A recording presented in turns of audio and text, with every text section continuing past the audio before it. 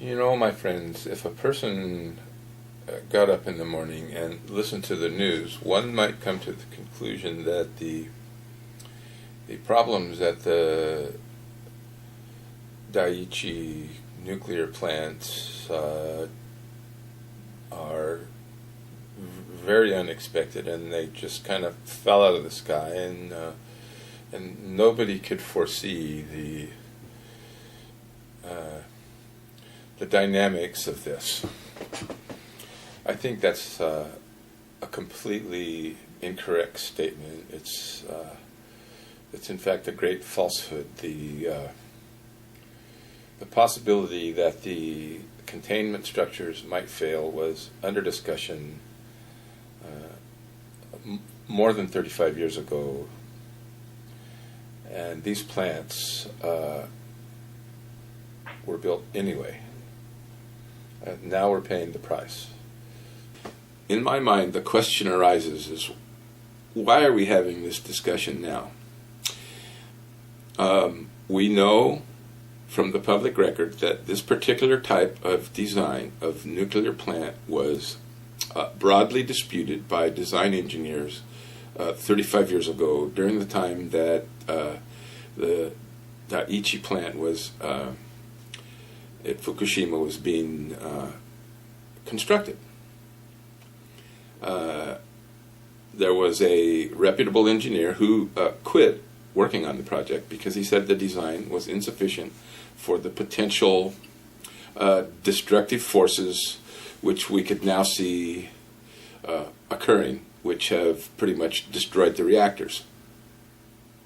So 35 years after the complaint, we experienced the events which were described by the engineer, and he warned us about it 35 years ago. In conclusion, this may look like an overwhelming crisis, but it's in fact a rallying cry for people of good heart, people of good spirit, and people with sound mental faculties to organize themselves and take a sensible approach to how we live our lives in the future. There's a great tragedy occurring right now that's very unnecessary. There are small things that each of us could do in our daily lives which will reduce and possibly over time eliminate a lot of these problems. In the crisis that we're now facing in Japan, the solution is obvious. And I hope that we don't allow ourselves to be fooled into believing that there's nothing we can do about this, that these issues are decided by, forces beyond our ability to administer or influence. I don't think that that's true at all.